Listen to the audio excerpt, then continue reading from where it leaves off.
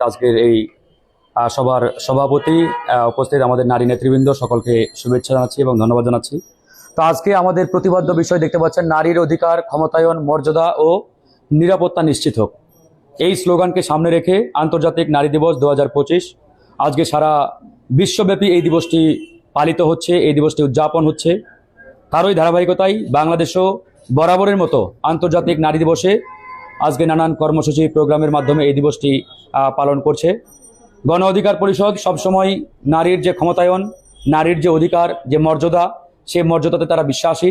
গণ অধিকার পরিষদ মনে করে নতুন বাংলাদেশ বিনির্মাণে পুরুষের পাশাপাশি নারীদেরও ভূমিকা প্রয়োজন এবং নারী পুরুষ সকলের সম্মিলিত প্রচেষ্টার মাধ্যমে একটি নতুন বাংলাদেশ আমরা বিনির্মাণ করতে সক্ষম হব। এই জন্য আমাদের জাতীয় কবি কাজী নজরুল ইসলাম বলেছিলেন, এ বিশ্বে যাহা কিছু সৃষ্টি চির কল্যাণকর, অর্ধেক তার করিয়াছে নারী, অর্ধেক তার নর। তো আসলে নারীকে বাদ দিয়ে কখনোই শুধুমাত্র পুরুষদের দিয়ে নতুন বাংলাদেশ কিংবা কাঙ্ক্ষিত বাংলাদেশ বিনির্মাণ সম্ভবপর হবে না। সেই জায়গা থেকে আজকে বাংলাদেশে আমরা নানান জায়গায় দেখতে পাচ্ছি, বিশেষ করে বিভিন্ন কর্মক্ষেত্রে নারীরা নানাভাবে হয়রানির শিকার হচ্ছেন, নানাভাবে তারা নির্যাতনের শিকার হচ্ছেন, নিপীড়নের শিকার হচ্ছেন। তো এই জায়গাগুলোতে আসলে কি কি কারণে নারীরা ক্ষতিগ্রস্ত হচ্ছেন, নির্যাতনের শিকার হচ্ছেন, সেই কারণগুলো আমাদের খুঁজে বের করতে হবে এবং নারীরা যাতে সেই নির্যাতনের শিকার না হন, তারা যাতে কোনোভাবেই ক্ষতিগ্রস্ত না হন, সেই দিকগুলোতে রাষ্ট্রীয়ভাবে আমাদের উদ্যোগ নিতে হবে।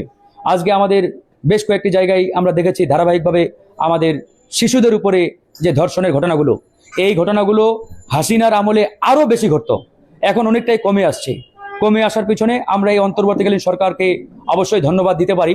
তবে এই সরকারের যে আইন ব্যবস্থা, আইন শৃঙ্খলা বাহিনীর যে দায়িত্বশীলতা, এই জায়গায় যথেষ্ট ঘাটতি রয়েছে। আমরা মনে করি এই সরকারের স্বরাষ্ট্র মন্ত্রণালয় এবং তাদের যে দায়িত্বশীল ডিপার্টমেন্টগুলো রয়েছে, পুলিশ বাহিনী, প্রশাসন এবং গোয়েন্দা সংস্থা, তাদের তৎপরতা আরও বেশি এখানে বৃদ্ধি করতে হবে এবং ঘটাতে হবে। তারা যদি আরও বেশি তৎপর হয়, তাহলে এরকম শিশু নির্যাতন, নারী নির্যাতন কিংবা শিশু ধর্ষণের মতো যে ঘটনাগুলো, এগুলো ঘটার কোনো দুঃসাহস সেই অপরাধীরা দেখাবে না। আমরা এই প্রত্যাশাটা এই সরকারের কাছে, এদের কাছে সব সময় করি। এই জন্য আমরা বরাবরই বলে আসছি। আজকে দেখেন, শেখ হাসিনা বিগত 15 বছর 16 বছর ক্ষমতায় ছিল, সে নিজেও নারী। তার আমলে বিরোধী দল, ওই যে গৃহপালিত বিরোধী দল বানিয়েছিলেন, সেটার প্রধানও নারী। সংসদের স্পিকার, তাকেও নারী বানিয়েছিলেন। অর্থাৎ হাসিনার আমলে বাংলাদেশের বড় বড় সর্বোচ্চ চেয়ারগুলো নারীদের দখলে থাকা সত্ত্বেও নারীদের অধিকার কিন্তু প্রতিষ্ঠা করতে পারে নাই, নারীদের সুরক্ষা কিন্তু হাসিনা দিতে পারে নাই। কেন পারে নাই সেটা কিন্তু আপনারা সবাই জানেন। সেই জায়গায় বর্তমান সরকার, ছাত্র জনতা সরকার, তারা বলে থাকে এই সরকারের কাছে আমাদের অবশ্যই সেই প্রত্যাশাটা থাকবে, বাংলাদেশের কোনো নারী যাতে কোনোভাবেই নির্যাতনের শিকার না হন, নিপীড়নের শিকার না হন, এটা ইনশাআল্লাহ অবশ্যই তাদেরকে নিশ্চিত করতে হবে। আর আমরা গণ অধিকার পরিষদ বরাবরই এই জায়গাটিতে আমরা সোচ্চার।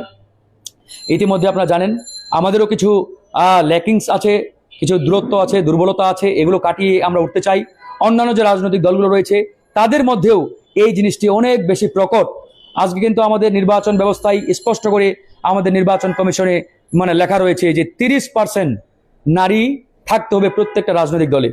কিন্তু আমরা হলফ করে বলতে পারি কোনো রাজনৈতিক দলে বাংলাদেশের এই 30% নারীদের যে এটা নাই। গণ অধিকার পরিষদ আমরা নবীন রাজনৈতিক দল হিসাবে আমরা চেষ্টা করছি। আমাদের আজকে গণ অধিকার পরিষদে পর্যাপ্ত সংখ্যক নারী সদস্য রয়েছেন। আমাদের যে যুব অধিকার পরিষদ, সেখানেও নারীরা রয়েছেন। আমাদের ছাত্র অধিকার পরিষদ, সেখানেও নারীরা রয়েছেন। অন্যান্য উইংস যেগুলো রয়েছে, প্রত্যেকটা উইংসে কিন্তু আমাদের আমাদের একটা অংশগ্রহণ রয়েছে। আমরা এটাকে ডে বাই ডে কিভাবে বৃদ্ধি করা যায়, কিভাবে এটাকে বাড়ানো যায়, সেটি আমরা খেয়াল রাখছি। তো সামগ্রিকভাবে এবং আমাদের ইসলামেও কিন্তু এটা স্পষ্ট করে বলা আছে, নারীদের যে অধিকার, নারীদের যে মর্যাদা, ইসলামে কিন্তু ওই যে অনেক জায়গায় এভাবে বলা আছে, আমি আসলে বিস্তারিত জানি না, যে পুরুষের চাইতে নারীর মর্যাদা অনেক বেশি ইসলাম দিয়েছে। কারণ একজন নারী একাধারে মা, সুতরাং সেই জায়গা থেকে নারীর মর্যাদা কিন্তু অনেক বেশি। আমি অন্যান্য ধর্মের বিষয়টা সঠিক জানি না, আমার ধারণা অন্যান্য ধর্মেও নারীদের অধিকার অনেক অনেক উঁচুতে রাখা হয়েছে। তো সেই জায়গা থেকে নারীরা যাতে কোনোভাবেই অবমূল্যায়িত না হয়, কর্মক্ষেত্রে তারা যাতে আসলে নির্যাতনের, নিপীড়নের শিকার না হয়, সেগুলো আমাদের খেয়াল রাখতে হবে। এবং রাজনীতিতে সবচাইতে বেশি নারীরা অবমূল্যায়িত হন এবং তারা নানাভাবে নানান আপনার সমস্যার সম্মুখীন হন। এগুলো নানান অভিযোগ কিন্তু আমরা সোশ্যাল মিডিয়াতে, গণমাধ্যমে দেখে আসছি।